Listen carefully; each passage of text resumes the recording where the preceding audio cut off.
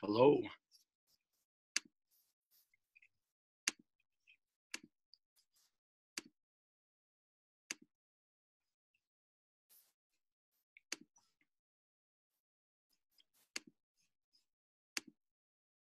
Hello. Hello.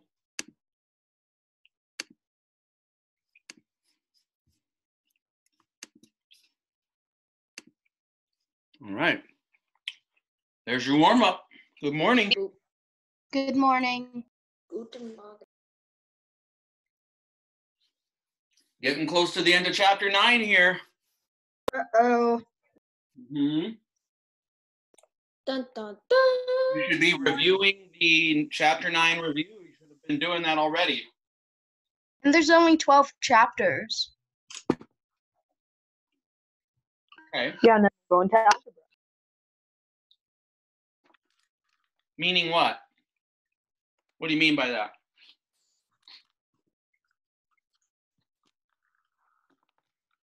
Meaning we're going to finish early?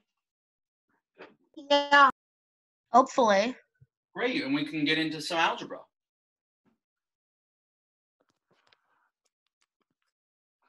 Algebra. The green. I'll teach you guys some of the green book. Mr. Rosenthal, I got the green book. I got it. All right. Are you going to start at the beginning? Or are you going to start where you were before? I'm gonna start where I was before, but like after I do that, then I might go back and do the challenge problems. Yes. It's not just the challenge. They have other problems too that are not called challenge problems. They're called like critical thinking or other types of problems that are really good problems. So. Okay. Mm-hmm.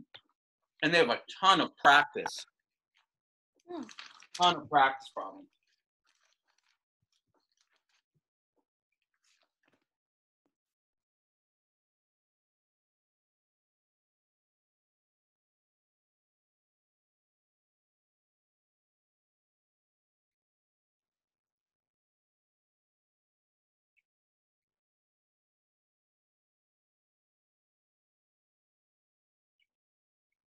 You guys can see the problem?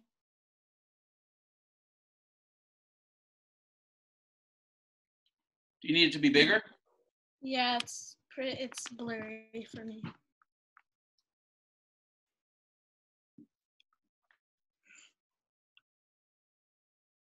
Better?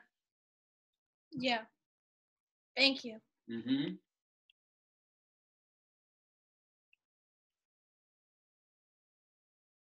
Start in a minute here.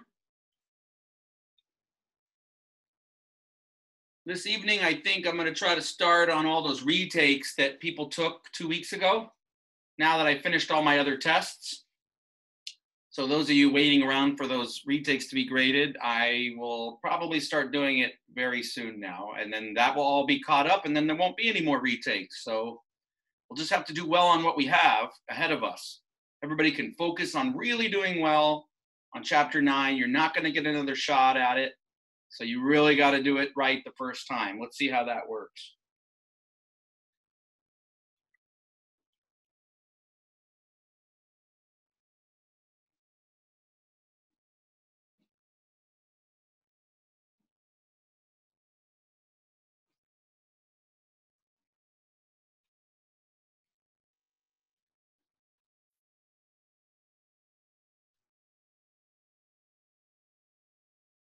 When is the chapter 9 test? You know when. How does it always work? We finish the last section, homework assigned. The very next lesson is a review. And then when we finish the review, the next meeting is the test. Whenever that might be. We don't know when that is because we don't know how long it's going to take us, and we're not in a rush. So we don't know when. The answer is, but it's soon. All you can do is say soon because it's 9-7 is the last one, and we're in the middle of 9-6. So we're going to get to 9-7 and maybe even finish it today. So it could be very soon. You should be preparing the entire time for it, following the sections. You have them all on Schoology, so you know without asking how many sections there are. And you know, as we're getting close to the end, that it's coming soon. That's all that you can do, which is plenty. That's plenty enough information. All right, let's start. Good morning. Marjorie and Brian are selling magazine subscriptions. Marjorie, we'll do in red. Marjorie M sells or is 3 times as many subscriptions as Brian. That's direct variation. Y equals KX. By the way, in the homework, Van asked a good question that I think I might have given some inaccurate information on last time. Number 8 on that direct variation homework, it asked if the number given was direct variation. It was the one where Y equals $3.50. It was the taxi problem. $3.50 per mile, but you started with a $5 fee just to take the ride. And it actually is not direct variation, because when they say direct variation, they don't mean the constant rate of change. When they say constant of variation, they're saying that that's only for direct variation situation. So once you had the +5 on the end, then I guess technically there's no constant of variation. There is a constant rate of change. There's a slope, but it's not direct variation. So we don't call it a constant of variation. This happens to be a constant of variation. Whatever Brian is, you multiply times 3, and that's what Marjorie has in terms of selling subscriptions. Okay. The next relationship given is in the next sentence. Brian sells, so Brian is equal to 12 fewer subscriptions than Marjorie. How do you say 12 fewer? Well, you take what Marjorie has and you subtract 12 from it. Okay, so now you have a system of equations. But that's, if you make M the Y, right? You see what's going on? Then you're going to have to rearrange this if you're going to want to graph it, unless you make a t-table. So a t-table would work fine without having to do that. Okay, but let's graph this. Somebody is, I can hear your background. You're going to want to probably update the file. I can hear it. You're going to want to somebody's background. Everybody mute. It's fun. Fun. Everybody mute unless you have something to ask. Okay.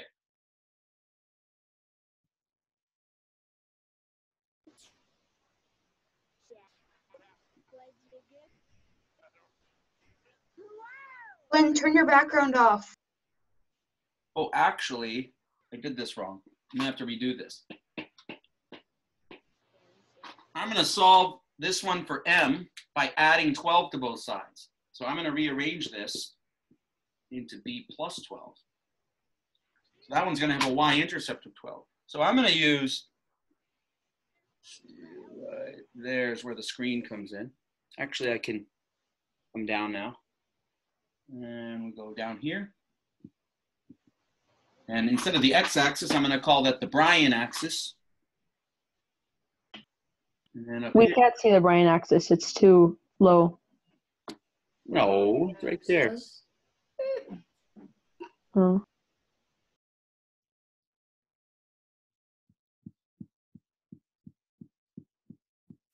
12, 13, I ran out of space.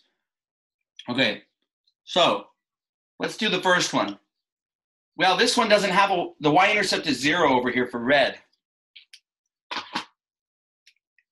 This might be tricky to do by graphing. If my graph is not nice enough, I'm not going to know exactly where it is.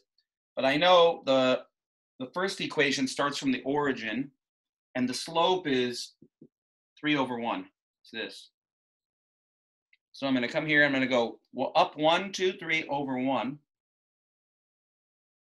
Maybe I'll do that a couple times. Up 1, 2, 3 over 1. Up 1, 2, 3 over 1. Up 1, 2, 3 over 1. Up 1, 2, 3 over 1. Okay. This would be better with graph paper. So the further I go up, I don't have grid paper. I'm becoming inaccurate of where that's going to be. And then this one starts way up here, y-intercept of 12. and goes up 1 over 1, up 1 over 1, up 1 over 1, up 1 over 1, up 1 over 1, up 1 over 1, up 1 over 1, up 1 over 1. I don't really know where that is on my graph. Wherever this meets, I don't really know where that is. I could try to guess. I went over 1, 2, 3, 4, 5, 6, 7, 8 times on the X. I started at 12, so I went up 1, 2, 3, 4, 5, 6, 7, 8 times from 12 was 20. So I'm guessing maybe 820, but that wouldn't work because if I plug in 8 for B, I don't get 20, I get 24. If it was 7, then I would get 21. What happens when I plug in 21 here? What do I get? 21 minus 12. 9. It's 9, so that would be 921. This one would be 721, so it wouldn't be at 7. At 824, we could try 824. Maybe it's at 824. Then 24 minus 12 is 12, not 8. That was worse. So let me try 6. If Brian sold 6. See, now I'm guessing because my graph's not so accurate. So you see, this is a good example of how the graphing could be tough if you don't have grid paper. Now, if you have graph paper, you got it already because you followed it exactly. Then you know exactly where it is. Mr. Rosenthal? Let me finish this idea and then I'll take your question. 6, Okay. if B is 6, I get 18. There it is. If Marjorie has 18 subscriptions, 18 minus 12 is 6. So this would be your answer. So this crossing took place at 6:18, like right here. It was there. Okay, so you see by me veering off to the right with my red line a little bit, I missed the mark of intersection. Okay, the intersection was here. All right, so the better way to do this instead of graphing would have been what we learned to do. Yes, what's today's Monday, isn't it? Friday. Friday. Yeah. Friday, instead of that graph, let's see, Brian sold 12 fewer than Marjorie. All I would have to do is draw this one again and substitute for Marjorie. Substitution is the good way to go when one or more of them are solved already for one of the variables. Well, M is 3B, so I can take the blue one and put 3B in instead. Oops, what am I doing? 35. Now, how do I solve this? Well, we've been working on when the variable's on both sides. Get it onto the same side. Now, I can move the B over here by subtracting B, but then I have nothing left on the left side, which is fine. I can just add the 12 to the other side. Or you can subtract 3B and get a negative. If I subtract 3B, you have to do it on both sides. B minus 3B is negative 2B, and that's equal to negative 12. Then you divide by negative 2. B is equal to 6. See? And that gave me Brian's subscriptions that he sold. Mr. Then you plug it in for B. 3 times 6 gives you Marjorie, which is 18. Okay? So then Marjorie would be 18. If I plugged in 6 over here, and you added 12 on both sides, you would get 18 also. Okay, so substitution was probably the more accurate or better way to do, more efficient way to do this problem. Okay, but it asks for graphing. If it does that on a test, you're just gonna have to do it and get it right. And how did I find 618 on my terrible graph? I checked my solution. On a test that you can't retake, let me remind you, you better check your solution and see if it plugs into both accurately. Okay? All right, go ahead, Jasper. Can you do this algebraically? That's what this is. So when you do it algebraically, you just plug it in and then... Yeah, you either use substitution, which is what I use, or you use elimination, Yeah. which is what I do when I put them in standard form. Mm-hmm. So for the standard form of... The red one would be, put the letters on the same side, you'll get negative 3B plus M equals 0. Okay. And then the other one would be subtract the m. So you'd have b minus m equals -12. These are ready to add. Why? Because a positive m, if you add it to the negative m, it will get rid of it. So you don't even have to multiply by anything here to change anything. You could just add the two. Okay? The left added to the left of the red, the right of the blue added to the right of the red. Okay? So b plus -3b is -2b. Where have we seen that before? Okay? These will eliminate. Mm-hmm. Add these together, you get that. Okay? So it came out that way. And then you get b is 6. And then you plug it back in and get m is 18. That way was nice. Yeah. It's nice when you already have opposites, exact opposites, and you can just add them together. Yeah, definitely. Mr. Rosenthal? Mm-hmm. I don't know if it was this kind of problem, but I think I remember when I was doing the review yesterday, when it asked us to solve the systems of equations by graphing, you gave us a graph on the page. Yeah. Yeah, I mean there's a graph here on the page. So is there going to be a graph like that on the test? Oh, I don't know. Probably. If they ask you to solve by graphing, then there would be a graph. Probably. If not, then you make your own. No big deal. Yeah. Okay. You have to submit your work anyway. If you have a piece of graph paper, like you can just cut it out and paste it on the test, right? No, you just include that as another page in your submission. Oh, okay. Remember, everybody gets Cam Scanner because you can scan multiple documents and it will just be one file. I really want one file submitted with everything on it. That is the easiest. Then I just scroll through the pictures.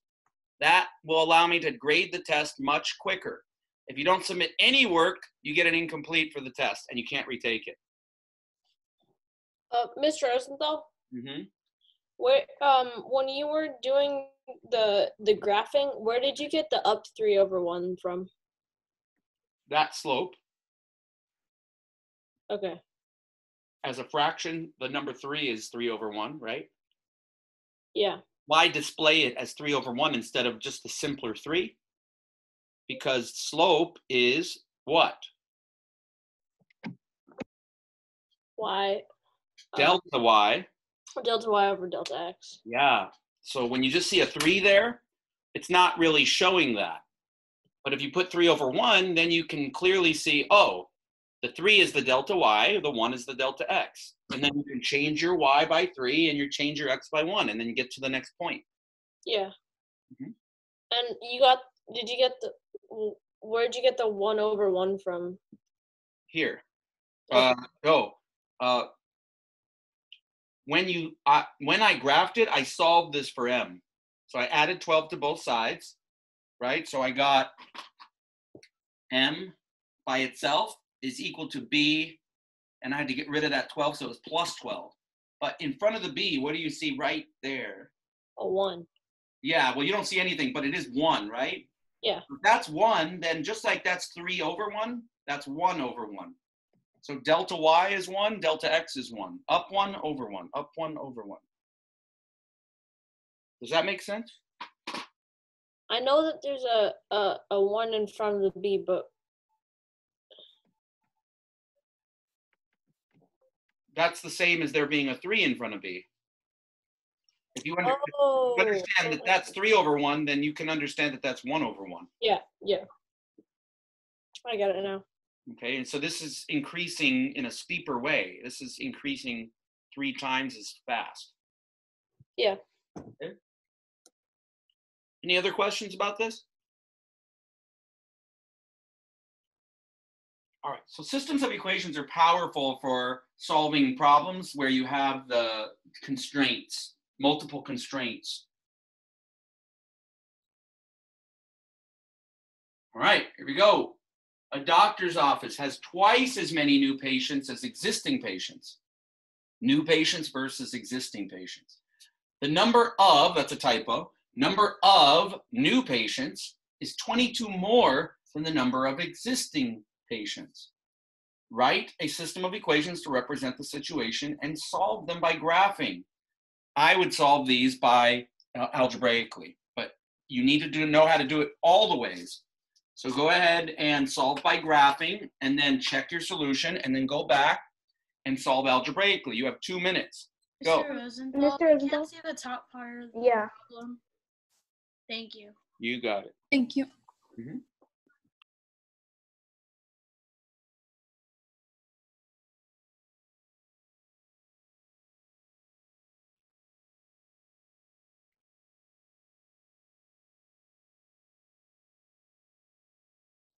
Now, once you get the hang of these, you have to realize they're not always going to give you nice numbers that intersect, at whole number or integer values. So once you get the hang of this, they're going to throw in where the solution is some decimal value. That doesn't mean, so students get this feeling, oh, I must have done it incorrectly. That's not right. All the time they come out to be integer or non-integer values, just rational numbers. That could be negative, they could be fractions, they could be pi, which is irrational, right? They could intersect at pi.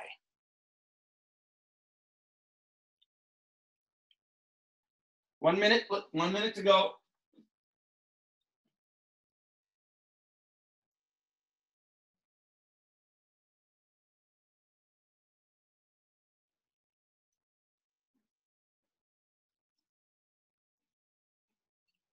I'll be right back. Forgot to turn the sprinklers back on. I don't know.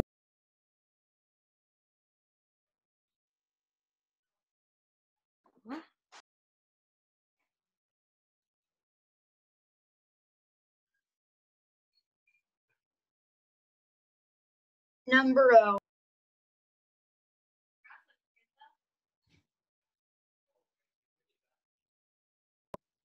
Paper. All right, back. All right, perfect. Time. All right. The typo, Mr. Rosenthal. I caught it first. I already said it. I get credit for catching it. Oh man, I get second credit. Sure. Okay, a doctor's office has twice as many new patients as existing patients. So, two times the existing patients. If I double the existing patients, that should equal the new patients. I hope you didn't say 2n. A lot of students could say 2n. It's not 2 times the new patients is the existing patients. You have twice as many new patients as existing. That means you have to double the existing to get the new patients.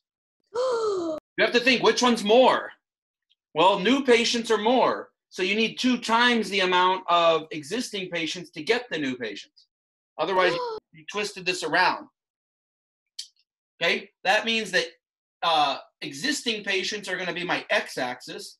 New patients are going to be my y-axis. Okay, here we go. The number of new patients is 22 more than the existing. Okay, so existing plus 22.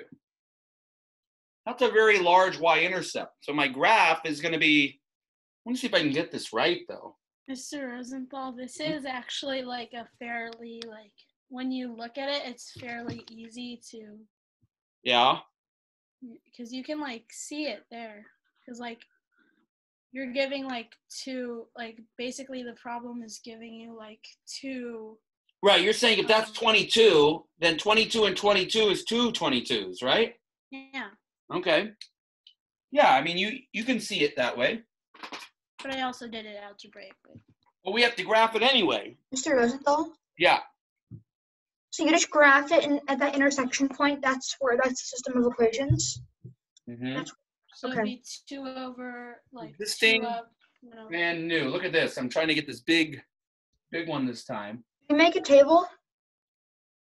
You can make a table of values for sure. Okay. But I'm going to do it direct. So let's go. Well, you know what? I'm going to count by 2s. 2, 4, 6, 8, 10, 12, 14, 16, 18, 20, 22, 24. No, yeah, maybe I should count by 4s. Does it matter You if just have to put 22 like in between. Mhm. does it matter if you put n equals 22 plus e? Like because 4, 8, 12, 16, 20. Hold on. 24, 28, 32, 36, 40. And let's go 2, 4, 6, 8, 10, 12, 14, 16, 18, 20. I just count by tens. All right, here I'm counting by 2s. Here I'm counting by 4s. So here we go. The first one starts at the origin. And it's going to go up 2 over 1. So 2 over 1, but I want to go by 4s. So this is equal to 4 over 2, right? Yes. So on here, I'm going to go up 4 over 2.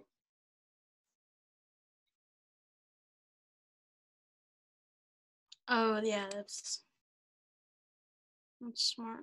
I tend to bend down, no pun intended, Oh. because I'm leaning down on my legs now, or my knee. Okay, let's see what happens with the other one. The other one starts at 22, and the slope here is 1, but I want to do this, 4 over 4, right? Yeah. Okay, so that'll be up 4 over 4. It's gonna take a while. Maybe I could do this. Wait, so I was starting at 22? Oh, it's gonna take a long time for them to intersect. Oh, I'll need to get to 22, won't I? Yeah. 4, Maybe you can count by 4s on the. up 4 over 4, up 4 over 4. No, I'm going to get there. Up 4 over Is there 4. Here we 22? go. Right there. Yay. Maybe not. Oh. I wanted to get to 22, didn't I? Yes. So that's not going to be right. It would have happened over here. Up 4 over 4. Right? So you can see how the graph gets tricky when you're doing this. I wasn't able to do it. But I know it's because you don't have a ruler to make the yeah, lines it was straight. tough when the numbers are big. So it's the further you have to go, your trajectory has to be more accurate, or else you run off course real easily. That's when graph paper. What's the comes in. slope? The slope of one of them is 1. The slope of the other one is 2. The one that has 2 starts at 0. The one that has a slope of 1 starts at 22. So you're waiting for that one to catch up to the other one. Okay? So you can do that if you find a wrong place and you plug it in. Like I got 1638. So if I plug in 16 and I multiply by 2, I get 32, not 38. So I would have seen that that was wrong. Then maybe I would have tried to go up or down to see if I got closer. So maybe I try 18. 18 times 2 is 36. So maybe it was 18,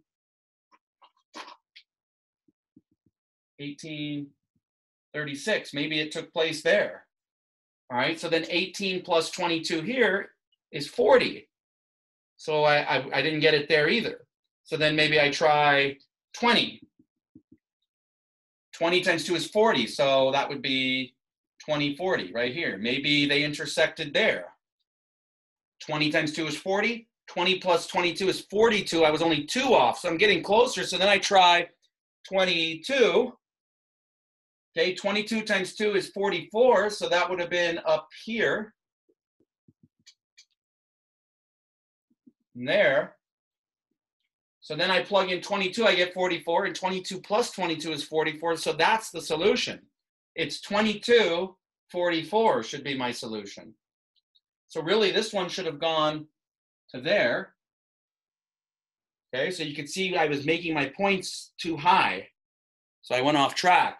And then the other line I had this way probably would have gotten to there. It was kind of on its way there, a little bit off, right? So it really should have gone like that. And they would have met at the correct point. So you can see how far off I was going with that line, and my red line was pretty far off. Okay? So you can see, and this is good. I like showing you how graphing can become inaccurate when you don't have the right tools for it. Now, if you have graph paper, it's going to be very accurate. It's going to be pretty accurate. But now let's go back and go algebraically. Really? Mr. Rosenthal? Mm-hmm. Yes. Never mind. Okay, so algebraically.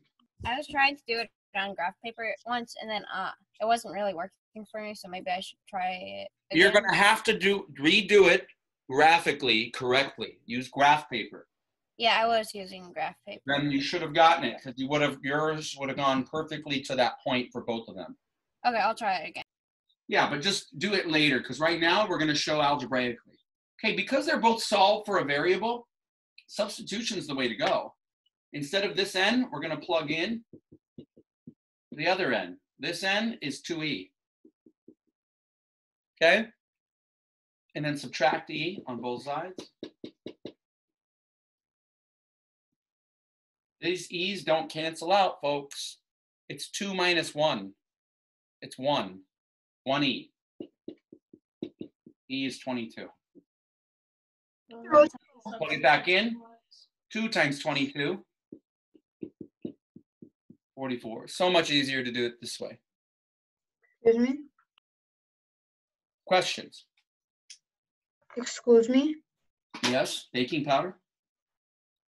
So what is this? What was this? What was the slope? Because when I was looking at your graph, I didn't really understand it. 2e. No.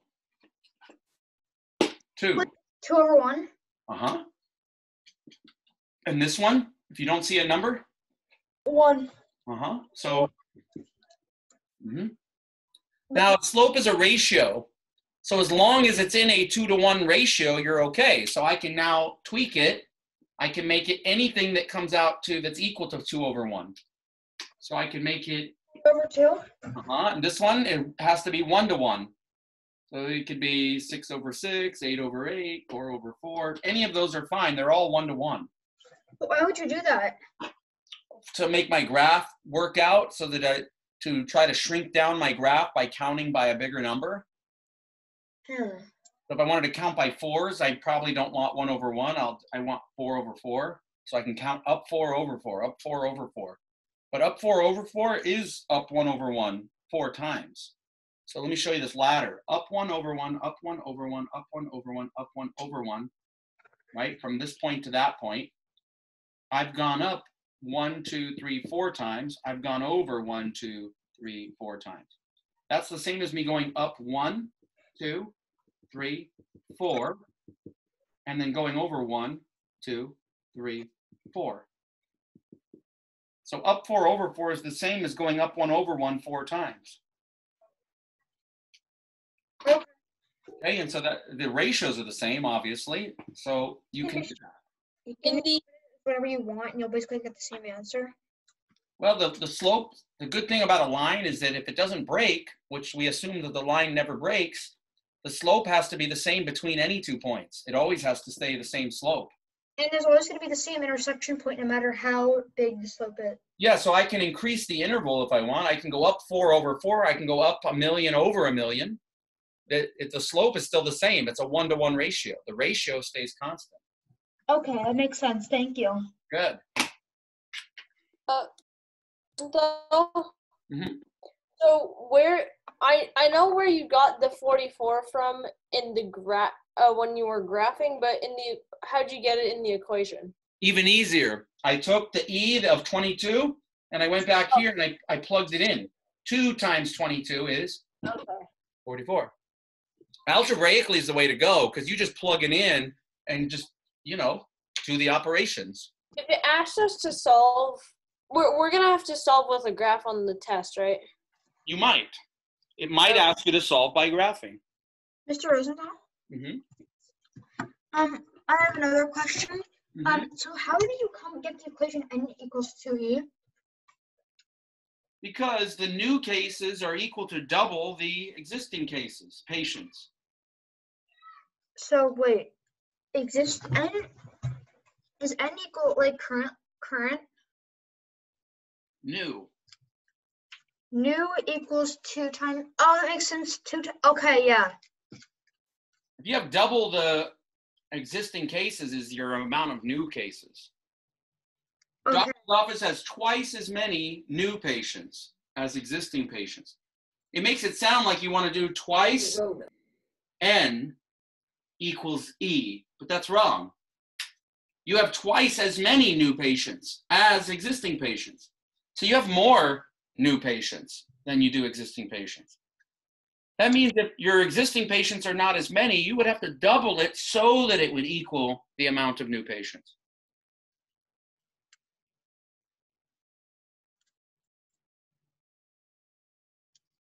Okay.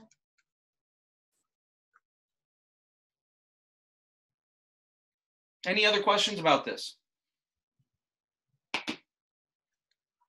All right. Solve this one by graphing and algebraically.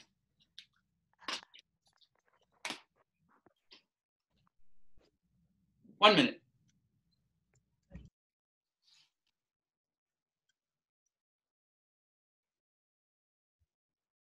Are they two separate equations? Yes. That's what a system is. A system of equations is two or more separate equations. Two lines that meet. Each line has its own equation to describe it. Oh, so we got to say the point that they meet at. That's right. That's what the solution to the system is.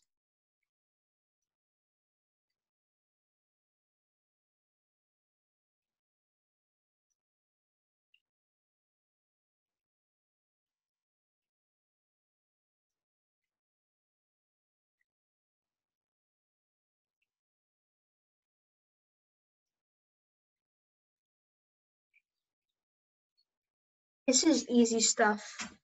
I'm happy you think so. Hopefully you're not taking it for granted. Okay, I'm taking it for granted. Maybe, maybe not. Are you using t-tables? I'm choosing the graph. Mm-hmm. But are you using t-tables to make your graph? No. Okay, the second one I'm going to solve. You can graph it with the intercepts if you want. That's a good way to graph this one. Actually, let me do that. All right, here we go.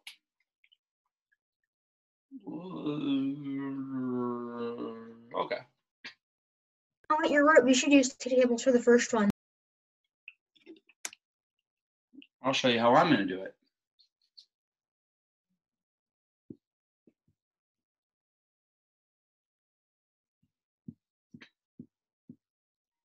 I keep running out of room. Okay. All right.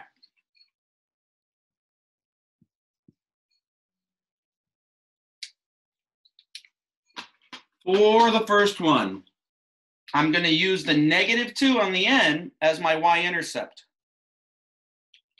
I'm going to use the slope of 1, which is 1 over 1, to get all my other points. Up 1 over 1, up 1 over 1, up 1 over 1. Okay?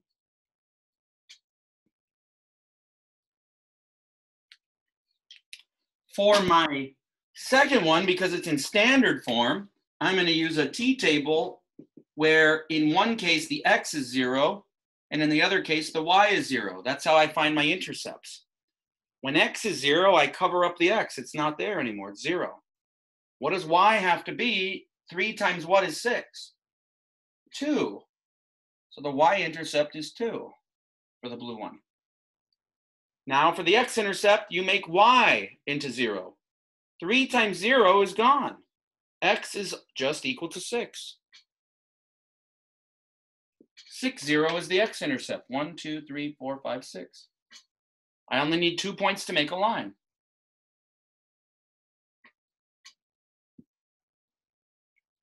It gets there. I'm guessing this is the point. I'm guessing it's 3, 1. Why did you start at 2 for one of your lines? At 2? Yeah. positive. When I made a t-table. When x is 0, then 3 times what is 6? Right. 2, okay? All right, I'm not sure because I did it graphically. I could have been inaccurate. So I try it. If x is 3 in the red one, 3 minus 2 is 1. That one checks out. If x is 3 in this equation, then I get 3 plus 3y equals 6. Subtract 3 on both sides. 3y equals 3. 3 times what is 3? 1. It checks out. That is the point. It's 3, 1. That's the solution. Mr. Rosenthal, how did I say this? I did it algebraically by first putting the blue equation in slope-intercept form, and then I substituted x minus 2 for y. Yeah, and I'm going to substitute in here without making that slope-intercept form. So watch how I do this. Anybody have a question about the graphing?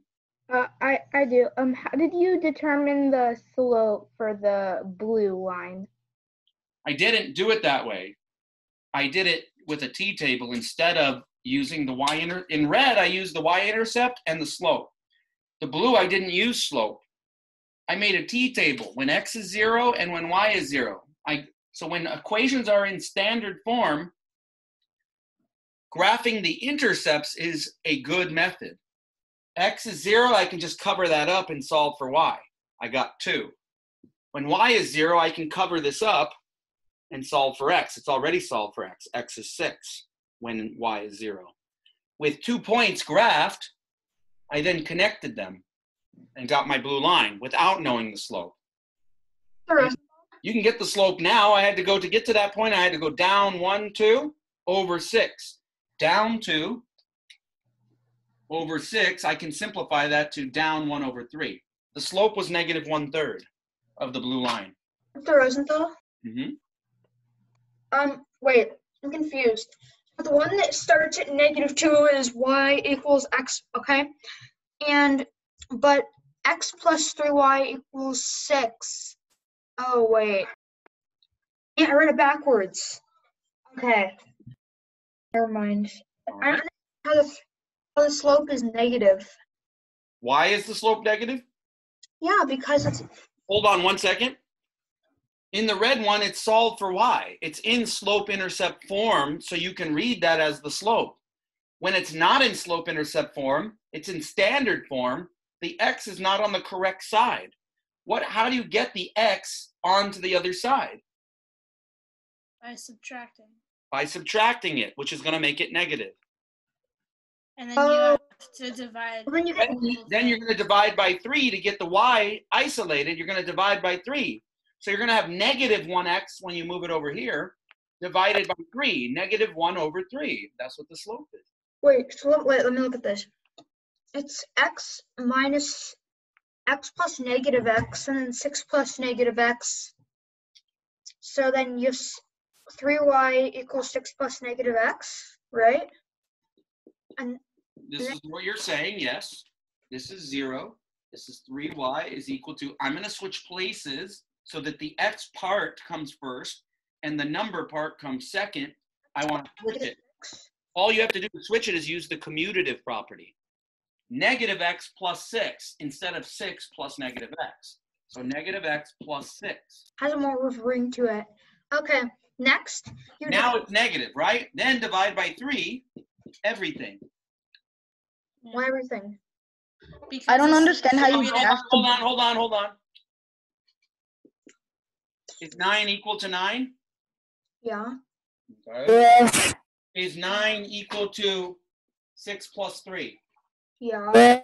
Divide the left side by 3, then I get 3. If I only divide one of them by 3, like the 6, I get 2 plus 3 is 5. Is that true? No. Divide both of them by 3, which is distribution, a distributive property. Then I get 6 divided by 3 and 3 divided by 3. It's 3. Of course.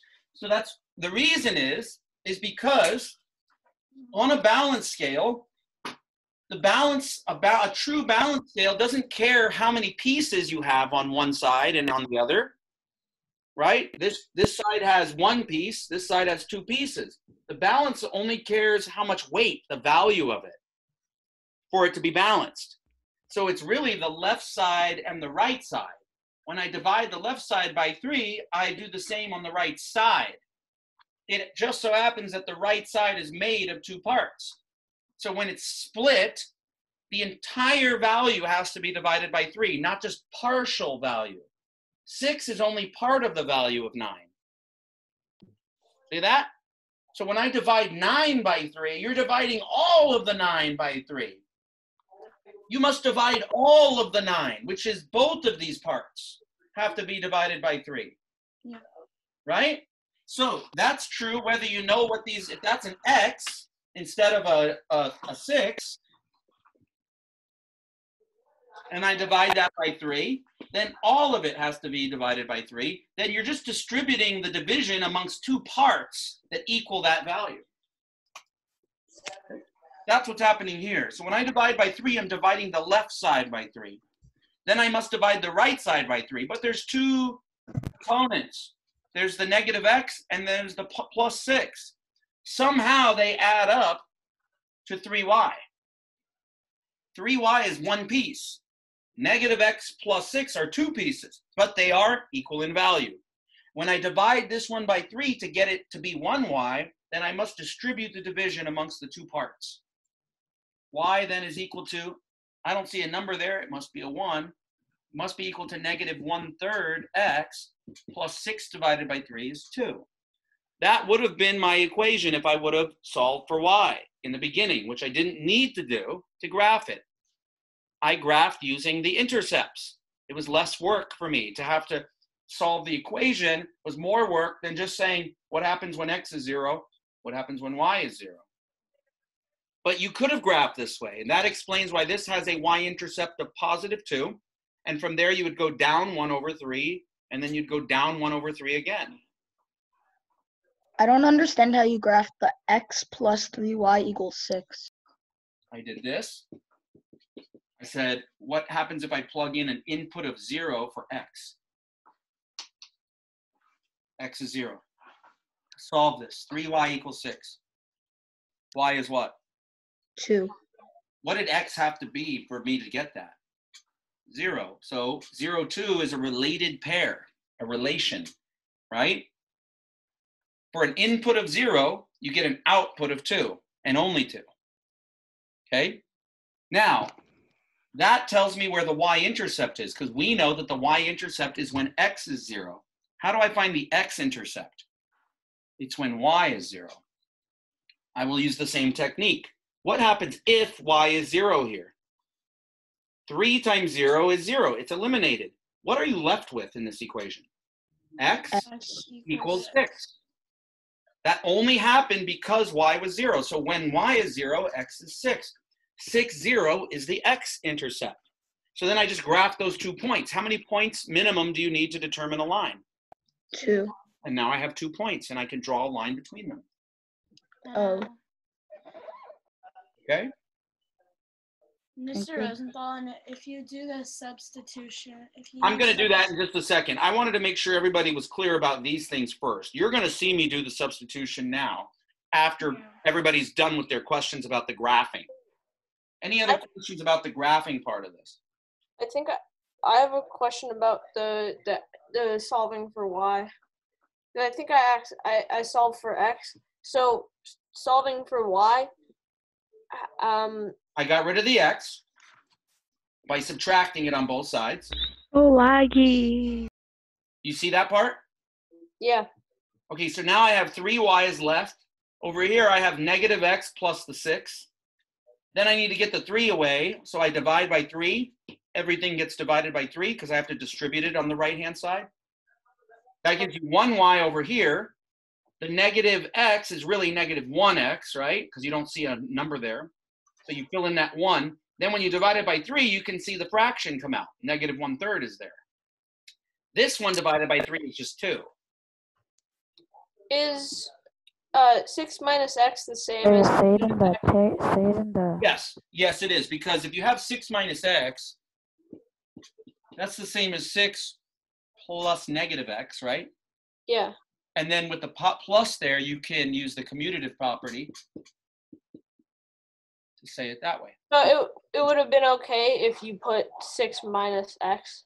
Yeah, but that's not slope-intercept form. Okay. Slope-intercept form, the slope comes first, then at the end is the y-intercept. Okay.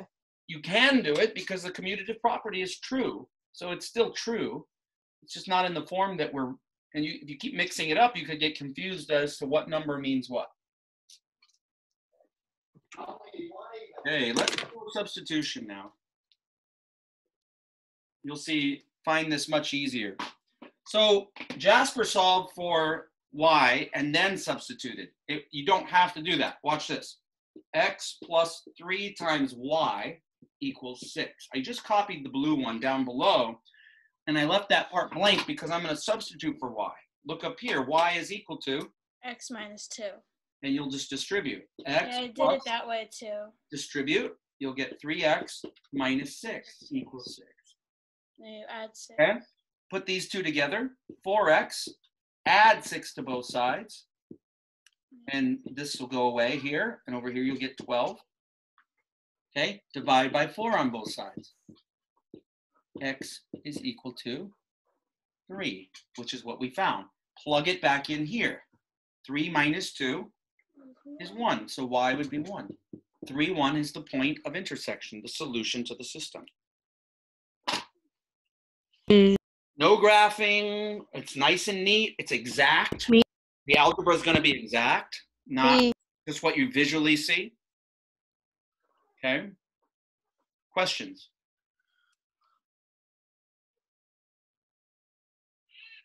Anybody? No. All right, moving along. It's important that we go slowly and carefully here because these are really important concepts. Here's another one. We're getting a lot of practice. Solve by graphing and algebraically. Take 2 minutes. We can't see the. Thank you. Thank you.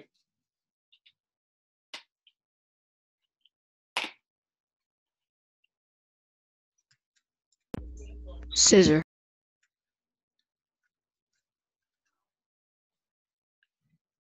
While you're working on that, I'm going to check everybody's names.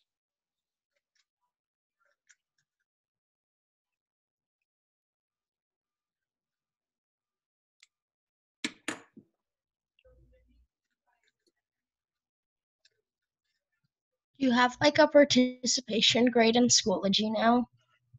No? Yes. I'm pretty sure every class has that. Well, if I don't, then that's an incorrect statement. Or at least had. I never had a participation grade. So it's still inaccurate. That I did not know.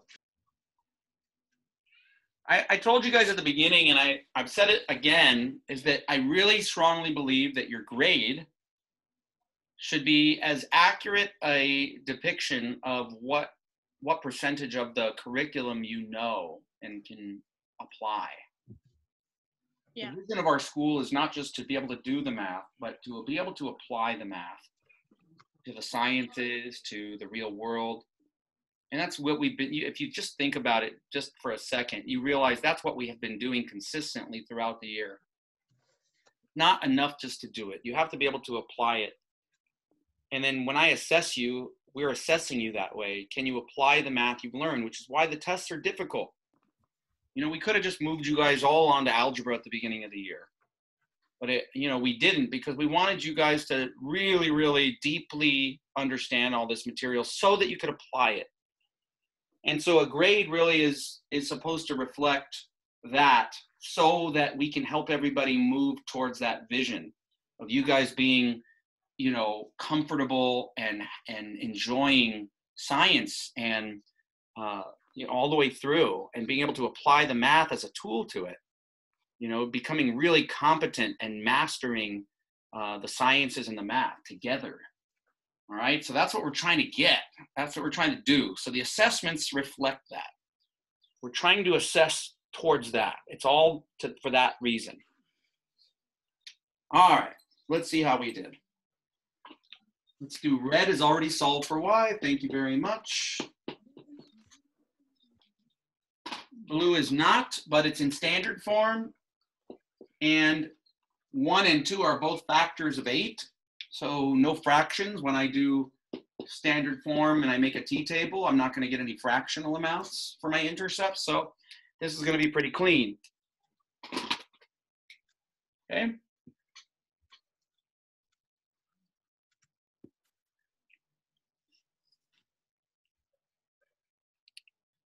All right, so the first one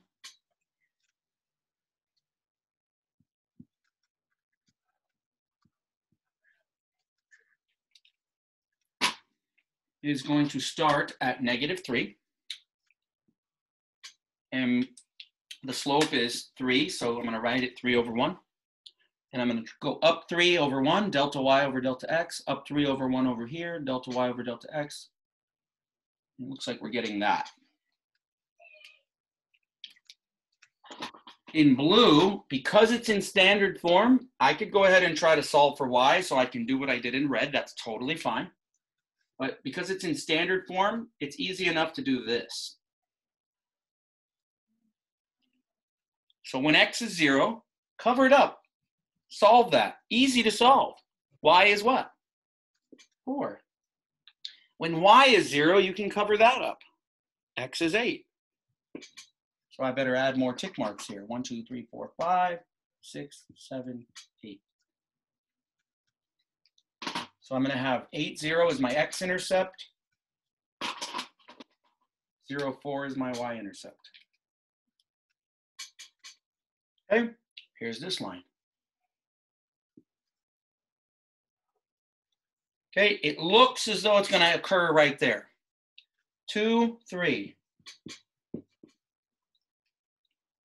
1, 2, 1, 2, 3. Try it. If x is 2 here, 3 times 2 is 6. 6 minus 3 is 3. That worked. If x and y are 2 and 3, this would be 2. And then this would be 2 times 3 would be 6. And 2 plus 6 would be 8. That is it. We found it by graphing. Questions about the graphing part before we do it algebraically? It pretty much happened the same way the last one did. So this is a reiteration. No questions about it? You guys starting to get this? Great. Oh, and I see people put the answers, the solutions in the chat. Perfect. That's what I want. Yes. So I didn't need to know what the slope of this was. I can go back and get it now. Go from that point to that point. How did your y change? Down 1, 2, 3, 4. And you can record that down 4, right? And then over here, 1, 2, 3, 4, 5, 6, 7, 8. And I can simplify -4/8. It's -1/2. So the slope of the blue one was -1/2, but I didn't use that to graph it.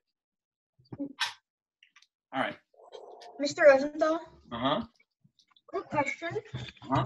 I'm starting to get the hang of this, but I still am wondering about when you make the table, you choose a value for x and y for x, right? And then it spits out the y. Specifically 0, because I'm graphing using the intercepts. So the key really to understanding this is knowing that when x is 0, when you solve for y, that is the y-intercept because the coordinate is 0 something. So on a graph, where is 0, 2? There. Where is 0, 5? There. Where is 0, -1? There. Where are they all? When x is 0, they're all where? On the y-axis. That's where any line that crosses the y-axis, that point is the y-intercept. So by saying x is 0 and solving for y, you're finding which dot it is, which location is it for that line. Okay. And when you do it the other way around, when you say that y is 0 in another case and you solve for x, You're finding the x-intercept. Okay. So once you get 0, you get the y-intercept, and then you just keep on going down like 0, 1, 2, 3, 4. And that's not what I'm doing here. What you're just right? You just put 0, 0. How many points do you need to determine a line? Minimum. 2. 2. So I'm only going to do 2 points. One when x is 0, and the other one when y is 0. Oh. So when x is 0, that's gone. 2y equals 8. So what must y be? 2y equals 8. 4. Yeah, and so that was true when we started with what? X being 0. If x is something else, it won't be 4. But it is 4 when x is 0. What about when y is 0? Then 2 times 0 is 0, and that's gone. Now solve for x. X equals 8. 8. You now have 2 points. Those are coordinates, which you said that's all you need to determine a line. You can then graph those points. That one's on the y-axis. That one ends up on the x-axis. You just connect the points. And then whatever line intersects through that, then you find the intersection point. Yeah, that's it. That's the solution to the system. Wow. And you're doing algebra. Yay. Wait, Mr. right. Rosenthal, Uh-huh. if you make a t-table, you can find the slope instantly. For the red or the blue? For like if you make a t-table like where you find the x-intercept and y-intercept, you get the y-intercept is. So you found those points, right? And then you're saying delta y, to get from here to here, you must drop 4. Yeah. To get from this x to that x, you have to increase by 8. Yeah, and that's the slope, right? Yeah, negative 1/2. Yes, you can do that. Okay. So that's it? All right, now algebraically, copy this one down, x plus 2y. And I'm going to substitute for y. Why am I going to do that? Because y is solved up here. I know that y can be substituted for this, or 3x minus 3 can be substituted for y. Now, x plus distribute 6x minus 6. Combine to get 7x. Add 6 to both sides to get 14. Divide by 7 on both sides. X is 2. Plug it in. 3 times 2 is 6. 6 minus 3 is 3. So when x is 2, y is 3. Questions about that? So the goal when you're doing this kind of problem is to find what x and y are? But not just what x and y are, where. That's just a small piece of it. Okay, where they are. Well, there are, how many x and y combinations are there on this red line?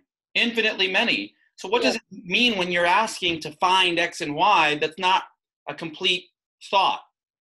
Which x and y along the red line? Which x and y along the blue line? You're finding a very specific x and y. Yeah. Which x and y are you finding? You're finding the two that intersect with each other. Okay, so you're finding an x and a y is a location, isn't it? A coordinate that has an x and a y coordinate is a location on the plane. So you're finding a specific location. Finding x and y is finding a specific location. You're finding the location of intersection. Yeah. All right. Now we're running low on time, and I have a couple more ideas here. So we had one more idea, and it's 11. What we can do is we can finish this idea tomorrow, and you'll get a homework assignment, but you might end up getting 2 homework assignments. Just saying. So what I can do is I can show you what it's going to be. Oh. I'm not going to officially assign it, though, but it'll be due Friday anyway. So you're welcome to get started on it. We can't see it. We can't see. Thank you. And you are dismissed. It's not officially assigned. Thank you. Bye. 423 or 422? 423. Thank you. I think if I finish my other Mission fun. Thank you. Mm-hmm. Bye. Wait, Mr. Rosenthal. Bye, Mr. Rosenthal. Bye. Mr. Rosenthal, are you like posting the office hours on YouTube? Usually I do. I mean, there's been a couple times where I stopped the video. Oh, okay. You want me to? No, it was just because like if I had any questions on the book and I can like show you the page or something. And then you can go back and look at it later? Yeah. Yeah, that's fine. I can leave it on. It's on now. Bye, Mr. Rosenthal. Thank you. You got it. So right now I'm on like I was just practicing factoring. Mm-hmm. But I remember doing something and like doing problems in like chapter 12 about using factoring to solve equations. Uh-huh. I'm just trying to look for that again. Okay. While Jasper's looking for that, does anybody have any questions for me? Oh, there's direct variation in here. Oh, yeah. And joint and inverse variation. Yeah. I'm sorry. Was it? Oh, wait.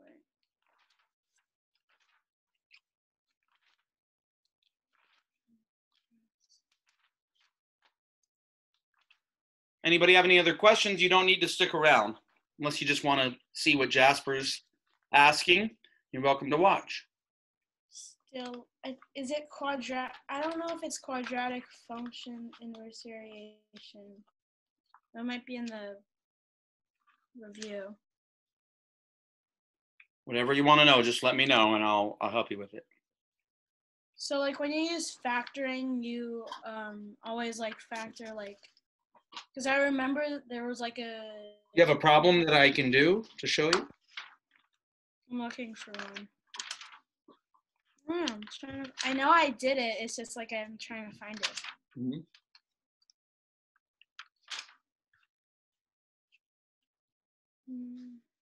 Anybody else have any questions while Jasper's finding his?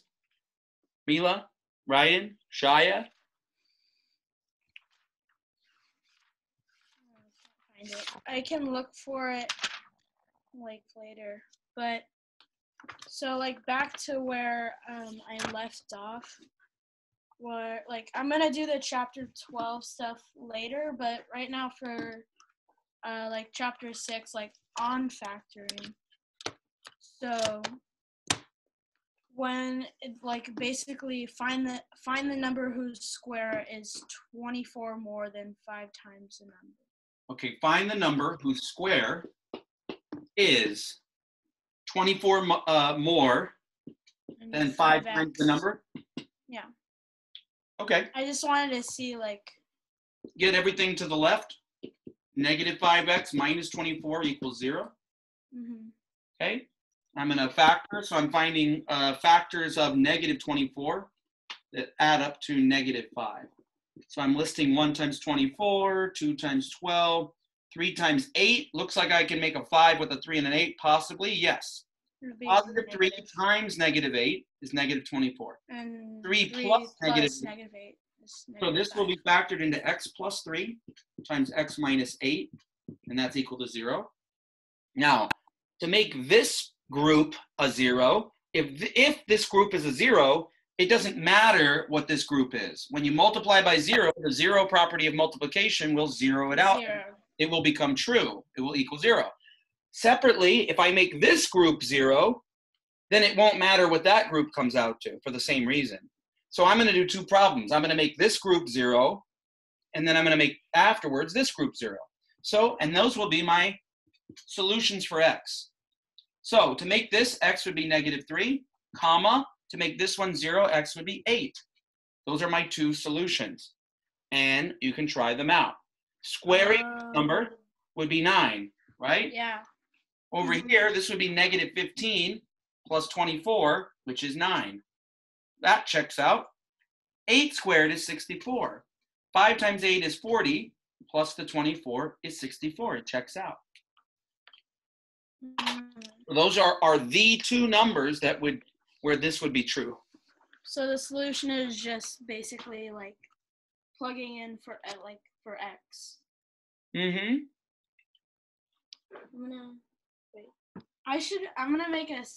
I'm going to use a separate notebook for algebra. Are you wondering where y is, by the way? Where did y go in all of this? Well, I think like y would be x squared, maybe. This is where the y would go. Oh, it would be 0. Y would equal this. Okay?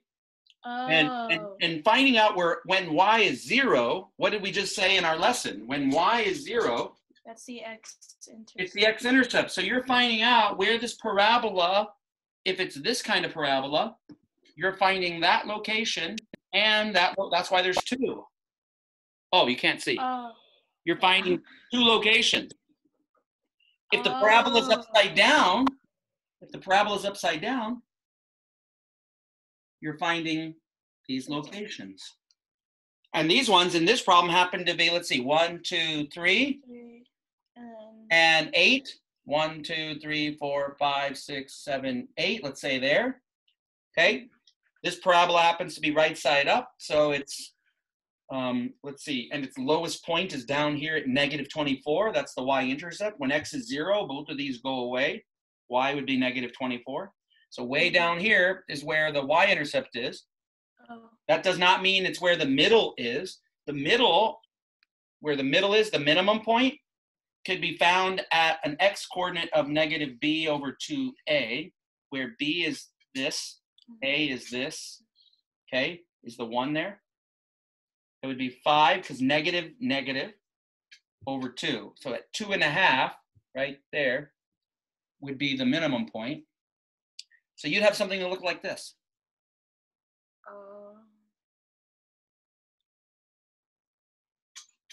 Wow.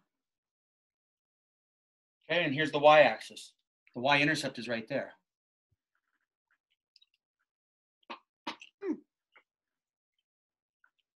Okay? So that's how you factor in order to graph a parabola. Yeah, and by you seeing this, you can really see some of the connections between what we're doing now and where it's going. It's like once you see kind of like an x squared in an equation, then you know there's going to be a parabola, because like x squared equals y is the formula. Y equals x squared, yeah. Y equals x squared. Now you can have x cubed plus x squared, and then it might not be a parabola. It won't be a parabola. What would it be? Something else. We'd have to graph it and see. But y equals x cubed doesn't come back up, because if you have a negative value and you square it, the y value is going to be positive. But with a cubed, a negative can give you a negative. It's going to give you a negative. Oh, I think we've done this before. Yeah, it's going to turn out. So for positive x values, when you cube them, I can't. when x is 0, when x is 0 and you cube it, 0. X is 0, you get 0. If x is 1 and you cube it, it's 1. So it looks like it's linear. When x is 2, you get 8. And you're up here, right? But when x is negative 1 and you cube it, you actually get negative 1. So that's not going to, with a parabola, when you square it, it's going to become positive again. So you get that. But now you don't. When you cube it, it's now going to be still negative. So it's going to look like this. Okay. It's like basically like the left side, but like flipped. Like flipped down. Now you can try different things. What happens if I add that to it? How is that going to change it? I mean, we can go to Desmos. Maybe. Let's go into Desmos and take a look. I'm going to go now. Graphing calculator. And then I'm going to share the screen with you. Let's see.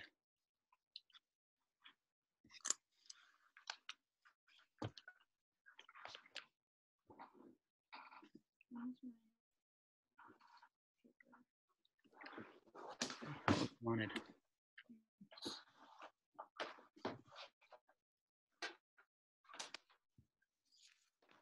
Try another word problem in algebra. So if you go to a Desmos graphing calculator, here we go. Now I'm going to share my screen with you. Okay, so y equals Oh, that's cool. x, and then if I do shift 6, it gives me an exponent cubed. There's that graph I told you about. Yeah. Now you can try playing around with it. Let's put an x. That's x cubed plus x. That did something to it, right? Actually, we should leave our first one, and then let's do a new one. Y equals x cubed, and then plus x. What did that do to it? Looks like it made it steeper, right? Yes. Because if x increases, then now y is going to actually go up by a little bit more than it used to, right? And if it's negative, it's going to go down by more than it used to. All right, now what if I make that x squared, though? So let's do another one. Y equals x shift 6 cubed tab plus x. And you could play with this all day if you wanted to. Squared. Ooh, look at that. Is that the green one? Mm-hmm. Well, that's interesting. But it's still that same general shape, right? And it has an x squared in it. So just because it has an x squared in it doesn't make it a parabola. Is it showing all the intersection points? It's showing, okay, so do you see my mouse? Yeah. You see that? That's a maximum point, Oh. right? This is a minimum point in this area. Mm-hmm. Of course, that's not lower than all of these points, but locally, just if you stay right here, that is a minimum point. This is a maximum point. This is an x-intercept they're showing you. That's also an x and y-intercept right there. Yeah, because it's both on the x and y axis. 1, 2 is a coordinate that is a solution. Okay, you can also try, okay, so y is equal to x shift 6 squared, right? There's your purple parabola. Y is equal to, so you can play around with this too to get an idea of what these things do to the graph. Let's add x to it. Oh. What did that do to the purple one? Oh, to the purple one? Well, let me get rid of the other ones. Let me get rid of the cubic functions. The purple one was at y equals x squared. Yes. It moved. By the way, this is free. You just go to Desmos calculator and you can just plug in as many equations as you want on the left and see what they do. And then you can learn that way. It looks like it bumped it to the left and down, didn't it? Yeah. Because it moved the, I think, what was it called again? The center point or like? The minimum point? Minimum point. It's either a minimum or a maximum. If it's upside down, then it would be a maximum point. Yeah. It moved the minimum point to -1, -1/2. Yeah. It did. Wait, no, wait. Now in calculus, you're going to locate that minimum point using the derivative. But Wait, look, no, I can put my mouse on it. There, you can see it. -1/2, -1/4. Yeah, because But- I forgot that it was like if like the. In algebra, we found, look at this, -1, 0 and 0, 0. Mm-hmm. Those were the solutions if you solve this equation here. If you solve this equation, those are the solutions you get. They're right there on the graph. Those are the x-intercepts when y is 0. Yeah. If you make y 0, then you're going to get those points. Yeah. You can also locate this minimum point using calculus. Okay. So you would find the derivative and when it's equal to 0. Now the derivative is the slope at that point. Okay. Yeah. So let me take you out of stop share. Okay. So remember, a derivative is the slope of a line tangent to the graph. Let's say we had that. Well, what's the slope of a line tangent? What, do you remember what tangent means? It only touches the graph. It's a line that touches the graph at exactly one point only. Okay, well, what if I didn't choose that point? What if I chose this point? Well, your tangent, in order to touch it only once, would have to be at a different slope. Yes. But you don't know what those are. You can calculate what they are at that x. But at a minimum point, or this is true of a maximum, at the minimum point, what would the tangent look like? At the lowest point, what would the line look like that touches it only once? Wait. If wouldn't it be horizontal? Yes, and we know something about horizontal lines. What's the slope? 0. Yeah, so if I find what this thing called a derivative is, I know that when that derivative, which gives me a delta y over a delta x, when that is equal to 0, it won't happen here. It won't happen here because then it'll touch the graph in two places, here and here. It won't happen anywhere else because it'll touch it in two places, right? Any other horizontal line will not work.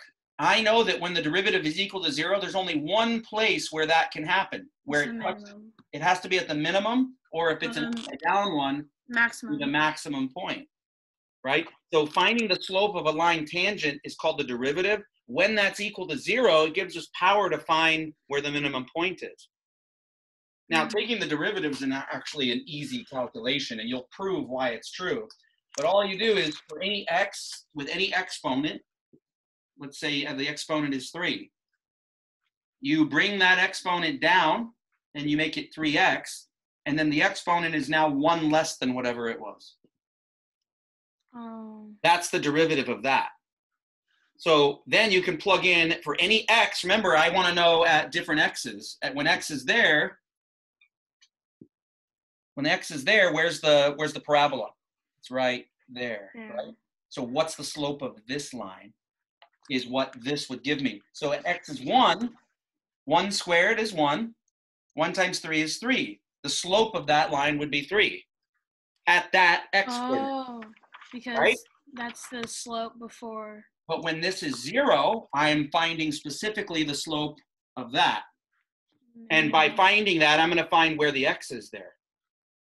Okay, so the only way to make this equal to 0 is when x is 0, right? Yeah. So for x cubed, which is this graph, it would be. It's at 0, 0. What would that? It would be. Like this. Still. It touches the graph at one point only. The horizontal. Oh yeah, it's horizontal. Sorry, yeah, horizontal. Oh. And it touches it right there at that point at 0, 0. Because when x is 0, this is the derivative of that, right? And you can do it with all your quadratics. So when you had that other quadratic, we had x squared minus 5x minus 24. Please ask. Yeah, got it. I got it. What the derivative of that would be, okay, for this one, you bring the 2 down. Okay, then this one becomes 1 less, so it's just x to the 1. Yeah. Okay, minus, this one is already 1, so when there's a 5 there, what do? It should be 1x, but there's already a 5, so it's times the 5. Which is still. And then this has to drop 1, right? Which is 0. 0.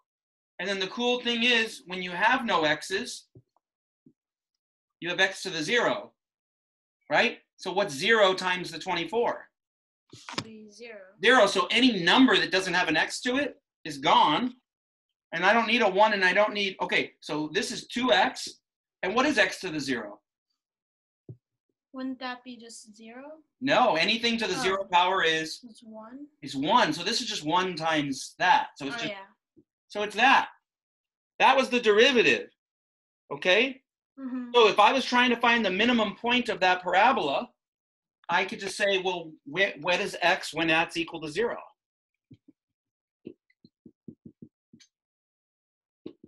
And don't you remember? It was 2.5, wasn't it? Yes. Mm-hmm. Uh, Okay. Yeah. I said it was negative b over a. That was I could always just do negative b over a. How could I have gotten that? I could have done ax squared plus bx plus. Oh, that's the quadratic formula. Yeah, take the derivative of that. 2 comes down here and it gets multiplied to the a. 2. X becomes to the first power. This one is to the 1. So 1 times b is b. And that becomes x to the 0. This is already, and that would be 0. This is gone. That's a constant, so that's gone. Gone. Yeah. Okay. That is just 1. X to the 0 is 1, right? So this is just 2ax to the 1 plus b. Solve for x. Subtract b on both sides. Okay. 2ax. 2ax is equal to negative b. And there you have it. X is equal to negative. Oh. That's where the x is located at the minimum point or the maximum point. That gives you the center of your parabola. Mm-hmm. But this is using calculus to get that formula. In I remember, algebra, next year they're just going to tell you just use that formula to find the center. I remember the way that they get the formula is with the derivative. Yeah, I remember like when you showed me the quadratic formula,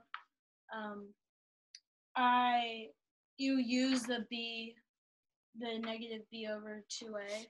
Mm-hmm. And I didn't really know what that meant at the time, so now I know. Yeah, that's taking the standard quadratic equation, taking the derivative of it, and solving for x.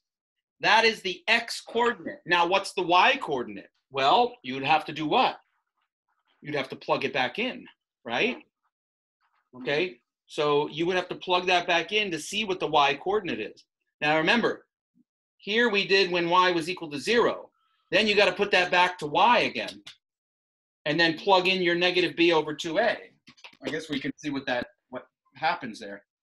I'm curious myself now because I don't remember. So if that's y, and we're going to plug in x is negative b over 2a every time you see an x. Do you have time to do this? Yes. And this x is also negative b over 2a plus c is equal to y. I remember you plugged that in to, like, on the paper you plugged the b over 2a. This will be positive b squared and 4a squared plus negative b squared over 2a plus c is equal to y. This is complicated. So the a is going to cross off one of these a's. So I'm going to have b squared over 4a here. Now I want to combine this with that. So I'm going to double this to make it 4a. So it has the same denominator as this one. So this will be times 2 will be 4a, and this will be negative 2b squared. Okay, so this will be negative 2b squared over 4a plus the c. Okay, and then these are like terms. So this is just negative b squared over 4a plus some constant. Yes. Negative b squared over 4a plus whatever that intercept is, the starting point. Okay? Okay. So when they said that was minus 24, right? That was that plus c, minus 24. We had the b was negative 5 and the a was 1. Okay? That would give you the y coordinate of the minimum or maximum point. Oh. Negative b squared. All right, that was a lot of extra stuff. That was taking you all the way the calculus down to the algebra. Okay? Yeah. So I have another word problem, number 26. So the length of the rectangle is 6m more than the width. The area of the rectangle is 40m squared. Find the length and the width. What's the area of the rectangle? 40m squared. M squared? Yeah, that's what it said. Oh, square meters. Yeah, Because square they're in meters. Okay, Yeah, so this is the area. W plus 6 times W is equal to 40. Okay? Mhm. W squared plus 6W minus 40 equals 0. Okay? Yeah. All right. So 1 times 40, 2 times 20, 4 times 10. There we go. Negative 4 times 10 and negative 4 plus 10. W minus 4, W plus 10. Okay. What makes this group 0 is 4. So when the width is 4, what would make this 0 is when the width is negative 10. Could a width ever be negative 10? No. This is called an extraneous solution. It's out of there, disqualified. Your width must be 4, therefore. Mhm. And then look, if that's 4, and then this one is That would 4 be plus 6, that makes sense. And if this was negative 10, which it can't be, and this was negative 10 plus 6, this would be negative 4, right? And then they would multiply and get positive 40. See how that would be allowed to still make positive 40? Yeah. It just doesn't apply to our situation. Mhm. All right?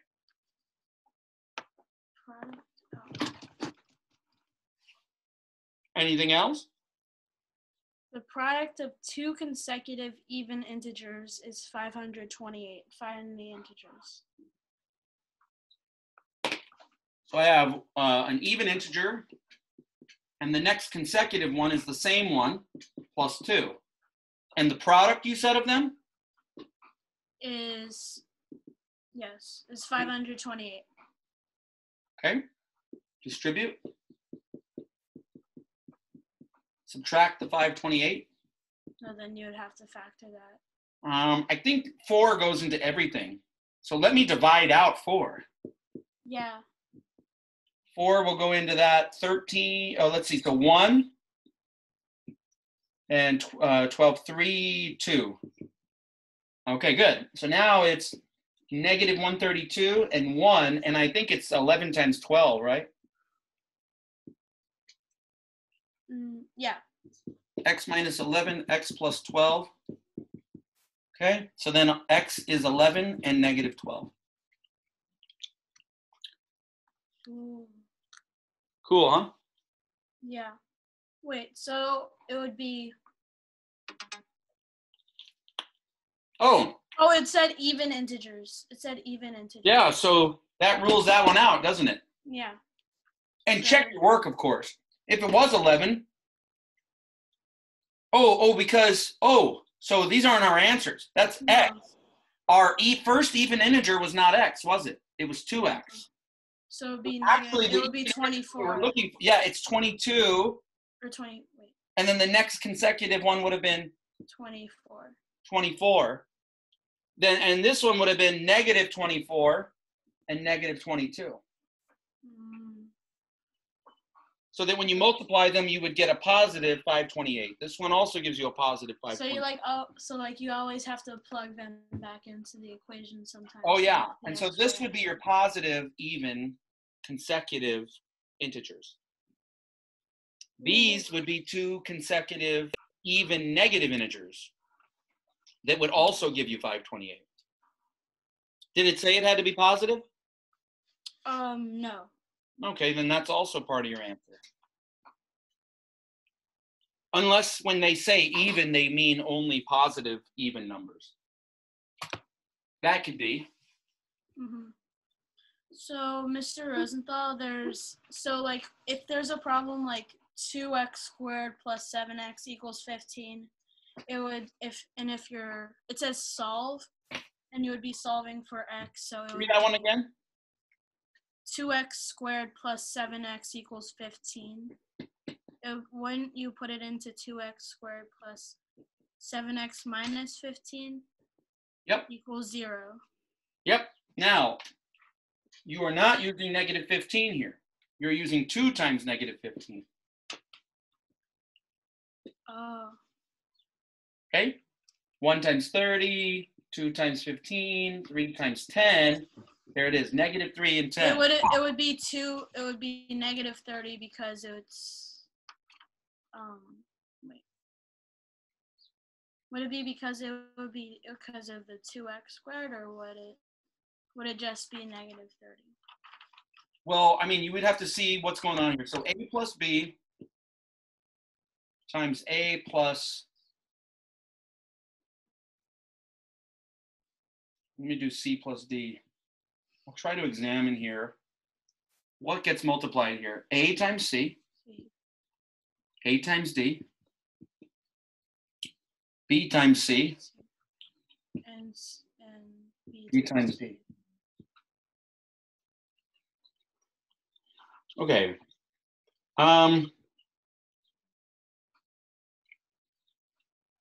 And if we're trying to see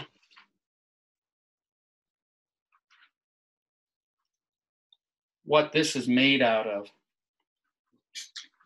why is it this one times that one is what you're asking? Maybe we could do it this way. Instead of that way, solve this and then work backwards from there and try to understand it. Okay, so here I'm going to break the 7x into those two pieces. Minus 3x plus 10x minus 15 equals 0. Oh. 2x. I couldn't just do x minus 3x plus 10 because I had a 2 there. Yeah. You couldn't account for the 2.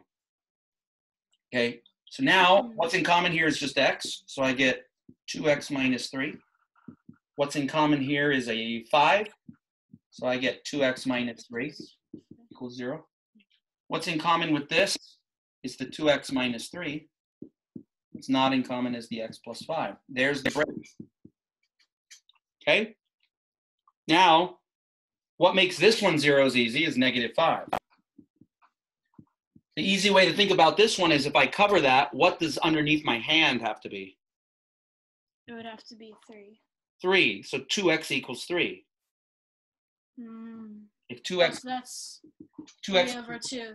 Right. So what I do, I say it's the opposite of that sign of that. So positive 3 divided by whatever that number is. So positive. It would be negative. It would be positive 3 over 2. Positive, and then the 2's would cancel, leaving you a positive 3 so that you can get rid of the negative 3. negative 3. So it has to be opposite the sign. That's your numerator. That's your denominator. Okay. Okay. Now, working your way back, why did we need these two to be the factors? Because negative 3x plus 10x equals 7x. Well, I mean, if you look down here, what's going to happen is that the answer that you're trying to get, these numbers are factors of the original negative 15. So why couldn't we have done that? Because what happens when you multiply these out? Let's multiply them out. 2x times the x gives us 2x squared. 2x times the 5 gives us 10x. Negative 3x, it's in the 2 that have to add up. Yeah. Right? Mm-hmm. Those 2 that add up would not have multiplied to get you negative 15. Right? Here's your negative 15 right there. Those don't add up to negative 15. Yeah. They add up to 2 times the negative 15. Why? They multiplied to 2 times. Yeah, they multiplied, right. Yeah. These 2 added up to the 7x that we had in the beginning here. Mm-hmm. Okay, but they did not multiply to get to the negative 15. They multiplied to get to the negative 30. Why did that make 30? Why did that work? Can you discover why in what we did here? Is it because of the 2x? Is it because of the 2x squared? It's because of the 2. There's a 2 there that's causing that, but why? How did the 2 interact here to do that? Oh, because it's 2x. It's Well, 2 if there x. was no 2, this would have been x squared. That's fine. But then the 2 also got multiplied to that to make that 10. It doubled one of your factors. If it makes sense that it doesn't double both of your factors. If you double both of your factors, then you're going to quadruple the negative 15, right? If negative 15 is made out of a negative 3 and a positive 5, and I multiply those to get negative 15, what we're saying is when I put a 2 It's there, right there. I'm going to double one of the factors. I did not double the negative 3. I doubled. Because those are in the same. I doubled the ending Effective. factor. I doubled that last factor out here. Yes. Okay. So by doubling one of your factors, now what if I would have doubled this factor instead? What if I doubled the negative 3 and not doubled the 5? Then it would have been. Still been negative 30. Yeah. So you're saying Because- I don't know. Because 6 times 5 is 30. Yeah, and you're saying I don't know which factor I'm going to double. I'm going to double one of the factors. So pick one to double. Either one, when you double it, it's the same. If I double that, then multiply by negative 3, or if I double negative 3, then multiply by 5, that's the same as me multiplying those two and then doubling it. So whenever there's whenever there's a coefficient to the x squared, or it would. Then it's multiplied times this, less. which means that any factors you can make the negative 15 out of, all of them, any of those situations when they double, make something that also add up to the middle term. So the way that we go about that is by, in the beginning, we double. If this is a 2, you multiply that to the last one, and then you're finding factors of that. Finding factors of that add up to 7 gets me the correct combination. Does that make sense? Yes. Okay, so we investigated that together. All right. Anything else? Can I try another problem with the coefficient to start? Yes, but what I'm going to say now is the time is getting on. Why don't we come and do more of this tomorrow? Okay. Okay? You work on it, see what you can come up with, and then you can ask me more questions tomorrow. All right. All right? Thank you, Mr. Rosenthal. Excellent job. I'll see you later. Goodbye. Bye.